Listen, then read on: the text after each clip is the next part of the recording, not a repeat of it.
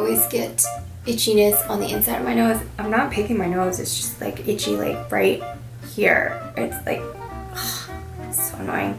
And I'm sweating balls because these lights are so hot.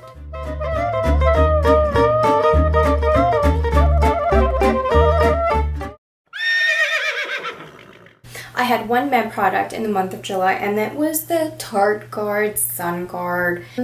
This SPF 30 sunscreen lotion is actually really good, but you do have to let it absorb into your skin for maybe about 10-15 minutes. And if you're rushed in the morning, ain't nobody got no time for that, okay? It's very nice and moisturizing. So if you're on the drier side, this might actually be really good for you. But if you're on the oilier side, this is probably not the best bet. Not a good combo. Something that's way too moisturizing and hydrating for you, plus makeup on top of it, is a no-go. Even if you're using powder foundation. Actually, if you're using powder foundation, it can make your foundation kind of splotchy or cakey looking. So I would only recommend using this if you're oily combo on days when you don't have to wear makeup. It smells great, but what I really like is that the packaging of this deluxe sample size. When I'm traveling, I could probably take about a week's worth of facial sunscreen in here, and it's got like a nice hygienic pump.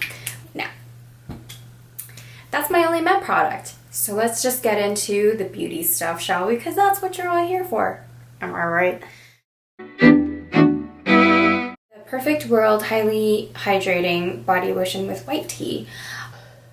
I know, okay, that was like the most ugly, like orgasm looking face. So I try to use this sparingly, take a small amount, and I will moisturize at night. When I wake up, my skin feels so supple and moisturized, but it smells amazing. I like want to eat myself after I put it on. That sounds disgusting, but it just smells like ripened white nectarines. So good. But because it is $30, it's just a luxury product for me. Probably gonna buy another tube, and then we're just gonna try to scrimp and save and be very sparing with it. But that's how much I like it. It's almost gone. Made the mistake of using this as my travel lotion when we were in the desert, so it went from here to here in a week, because that guy does not know how to moderate his use of products. So yes, this was a favorite. Simple Micellar cleansing water. This has multivitamins. It's got chamomile in it. It doesn't have any crazy fragrances. Yeah, it really doesn't smell anything actually. It's a cleansing micellar water that started in France and then kind of effused out or osmosed out from France towards everywhere else. The one that started the craze, Lisa Eldridge, I blame you, was Bioderma. But for me, I feel like Bioderma is a little bit more stripping. It's not loaded up with a ton of ingredients, but it's also got niacinamide, which is a brightening kind of ingredient. Niacinamide is a derivative of vitamin B. Yeah, it's just, whenever I put this on or use it to take off my makeup, my skin doesn't feel stripped. Whereas if I use other cleansing waters or micellar waters to cleanse my face, my skin feels very tight and dry, and often I will get eczema flares on my cheeks after I use it. This has been really great, and it's also one of the cheapest ones I've found. This is $8 at Walgreens. Yeah, I just really like this stuff. Since we were traveling in June and July, travel in different climates can really wreak havoc on your skin. My skin was just not happy with me. 2 pimples right here on the tips of my Cupid's bow, which was really annoying because it happened to me right before my best friend's wedding. So I've been relying very heavily on anti-blemish serums. This is my 4th bottle. It's a 1.0% salicylic acid serum. So I just put it on over my skin, underneath my moisturizer in the morning and underneath my moisturizer at night, and let it do its work. And I feel like my skin would probably be in way worse condition if I were not using this acne serum. So this is going to be in my constant rotation of skincare, and it's $7.99, which is awesome. We slather on sunscreen all over our bodies during the summer and during the heat wave months, but we often neglect our lips. Now forget, lips are made out of skin too. So I live by this. It is the Coola SPF 30 Lip Lux. It is sunscreen for the lips. It's nice and moisturizing. It smells like vanilla. And I wear this every day without fail underneath my lipstick. You're supposed to reapply your sunscreen every 2 to 3 hours.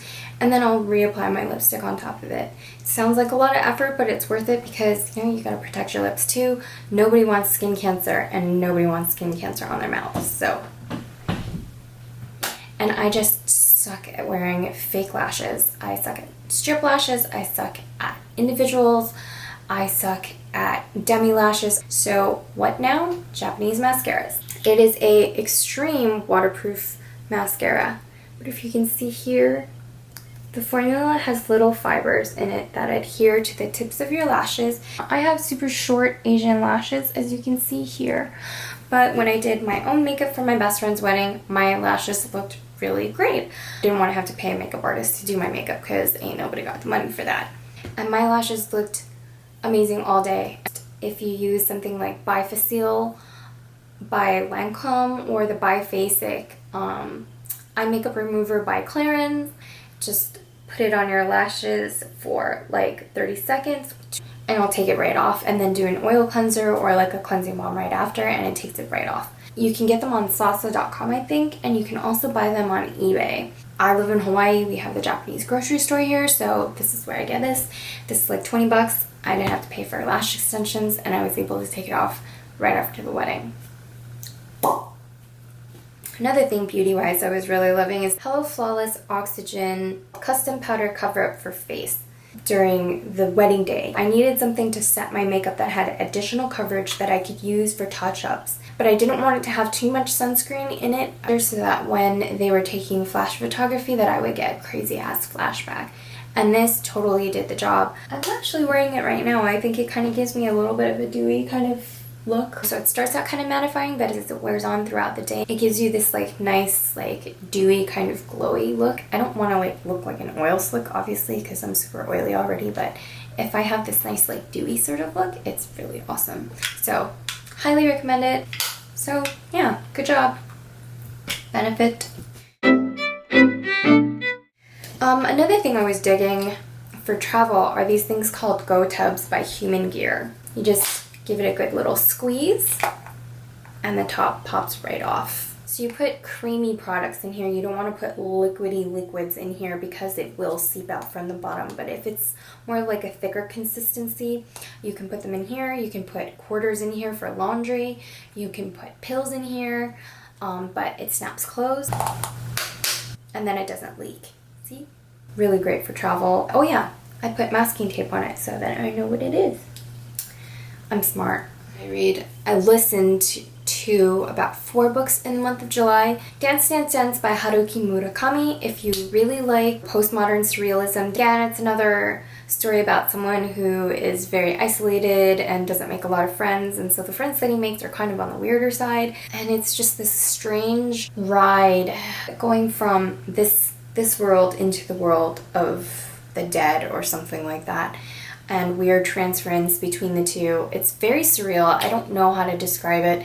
I would highly recommend you go on Overdrive or on Audible and listen to the summary, and if you're into surrealism, try to give it a go. I also listened to The Conspiracy of Us, which is a young adult trilogy. I mean, the book was just so good, and it's like a love triangle, but it's also an international thriller, kind of in the vein of like the Da Vinci Code. But my criticism is that the main characters are all like 16 or 17 years old. This international caper of like crime and intrigue and mystery, no 16-year-old is that genius. No 16-year-old is that cut. No 16-year-old is that amazing. So it would be much more believable for me if the main characters were maybe more like 22, 23, 24, 25. And it also would make me feel less chasing after teeny boppers and stuff. But other than that, the book was really good. And the narrator, Julie Whalen or something like that, her voice acting is like just on point. She knows how to read in different accents and different voices, and she draws you so into the story that you get like just sucked in. It's one of those like guilty pleasure type reads like Gone Girl or Girl on the Train. It's just the first book in their trilogy, and I really wish that book 2 was out so that I could read it. Also listened to Girl on the Train. So good. I don't know what it is with me and like crime thriller books. I just can't get enough of them apparently. Another one that I listened to on Audible/Overdrive. I think I was waiting for it to become available on Overdrive, and so I just like bought it on Audible. Yeah, but that was really good. Oh, TV. Nate and I have been marathoning through the TV show Shameless, which is based on the UK TV show Shameless. It's a portrayal of impoverished family living in the south side of Chicago, and it's basically like 6 children of an alcoholic deadbeat dad who's always like drinking his way through like his disability checks and leaving his kids to fend for themselves. And it's the condition of the family and how they get on without their father in the picture, and the things that they have to do in order to keep the family together and surviving. Really gritty sexually and just graphic in terms of like alcoholism, drug use, even physical abuse. So if that's not something you're into and that's something that offends you, then don't watch it. But if you're into like drama shows and the human condition, then it might be an addiction type TV show for you. We're in season 4 now. There's only 1 season left. What are we gonna do? These inverted hoop like loop earrings, I really like these. I have been wearing them almost non-stop in the month of July. They're nice and simple, and it's a nice like understated gold wire piece. I got it from JewelMint about a year ago. They're not in your face. They're delicate, but they're not so delicate that they're like dainty. I've been digging like bunny ear type headbands, which were kind of my signature for like 2 years, and then I kind of just like stopped wearing them because I had to like work in an office for a really long time.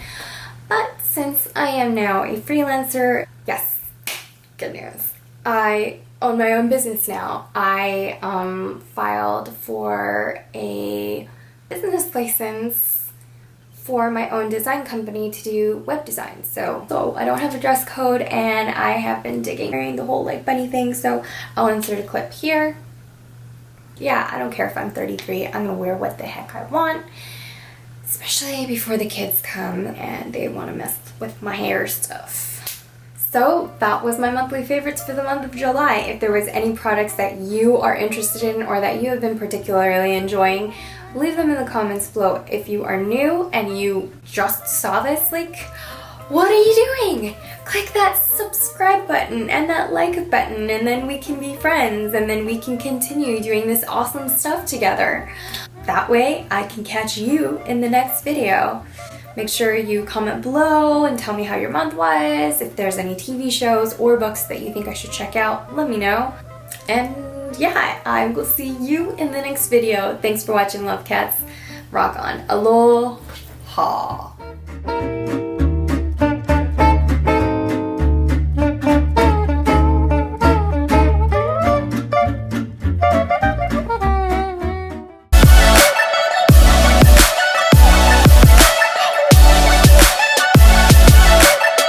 I still haven't been able to get into like a normal sleeping pattern, which is probably not good that I'm videotaping this at midnight. Cause 200